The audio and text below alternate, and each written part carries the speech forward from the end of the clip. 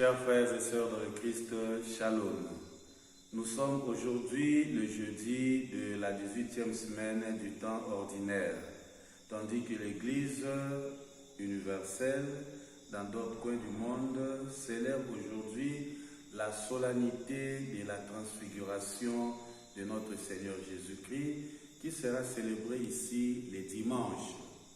Partant des textes d'aujourd'hui, la première lecture nous parle une fois de plus de l'alliance, de la loi de Dieu.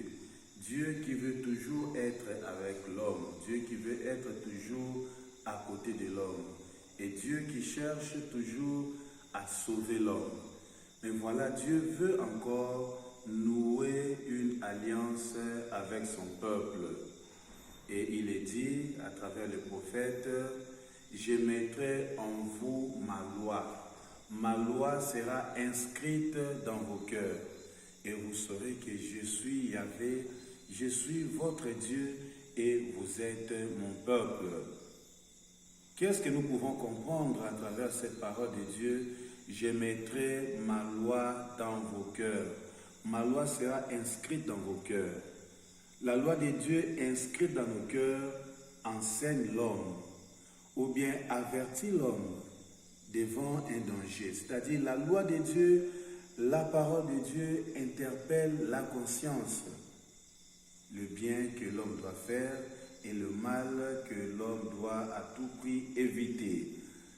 Cela nous fait savoir, nous fait comprendre même le rôle de l'Esprit Saint. L'Esprit Saint qui nous enseigne.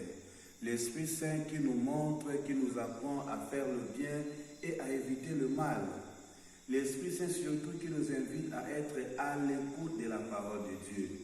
Voilà la nouvelle alliance.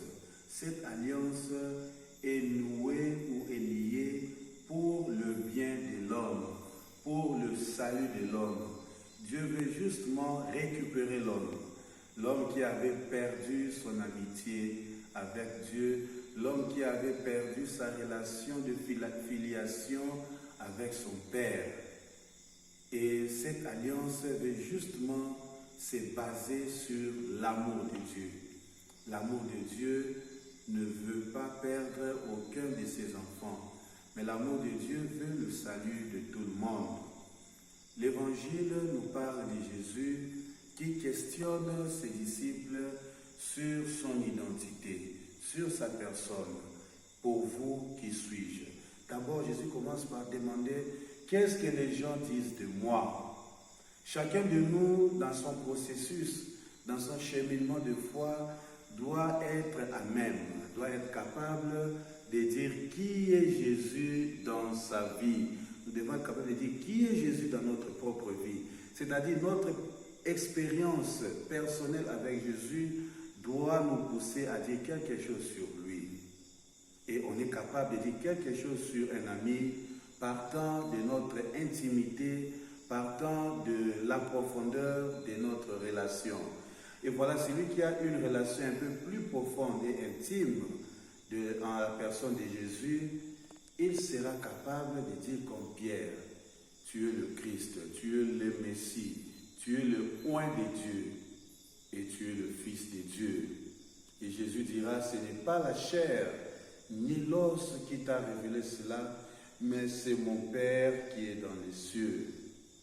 Le Père qui est dans les cieux ne cesse de nous révéler sa bonté à travers son Fils Jésus-Christ, qui est venu pour sauver le monde, qui est venu pour nouer ou lier une alliance avec l'homme.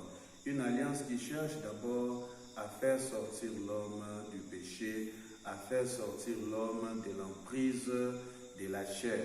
Mais voilà, Dieu ou Jésus va aussi investir Pierre, va confier un pouvoir, ce que nous appelons le pouvoir pétrinien, le pouvoir de lier et de délier ici sur la terre. Et par le fait que Pierre lie ici sur la terre, cela est en même temps lié au ciel. Et par le fait qu'il délie ici sur la terre, cela sera aussi délié au ciel. Voilà, cela nous fait comprendre ce que le livre de la Genèse nous dit au premier chapitre, le verset 28, soumettez la terre, fécondez la terre, multiplier la terre. Voilà aujourd'hui ceux qui se donnent, ceux qui se consacrent totalement à Dieu, comme prêtres, comme personnes consacrées. Soumettre la terre, c'est justement ce double pouvoir que Jésus nous confie. Le pouvoir terrestre, mais aussi le pouvoir spirituel. Et notre fécondation, pour nous, la multiplication de la terre, c'est justement répondre au message de Jésus qui nous dit « Allez dans le monde entier, tout pouvoir m'a été donné par mon Père, et parce que j'ai le pouvoir reçu de mon Père, je vous investis aussi, je vous envoie pour aller annoncer, proclamer cette bonne nouvelle, en faisant de tout le monde les baptisés, les croyants, c'est-à-dire à travers la bonne nouvelle, les hommes de ce monde doivent naître ou renaître encore, renaître de l'eau et de l'esprit, tel que Jésus l'avait dit à Nicodème. Et voilà, il y a en nous le spirituel, il y a en nous le matériel ou le charnel. Mais nous devons à tout prix laisser l'esprit nous guider. La loi inscrite dans nos cœurs, qui est le symbole de l'Esprit Saint. Voilà, en Pierre, il y a le divin, mais il y a aussi le charnel qui le pousse à dire à Jésus, non, tu ne mourras pas. Chers frères et sœurs, laissons Dieu nous guider, entrons dans la logique, dans la pensée de Dieu, et laissons Dieu nous montrer réellement les chemins qui nous conduisent au salut. C'est ce que Jésus dira à Pierre, voilà, je dois mourir. Mais Pierre dit non, cela ne t'arrivera pas. Que Dieu Tout-Puissant dans son amour et dans sa miséricorde nous bénisse. Au nom du Père et du Fils et du Saint-Esprit. Amen.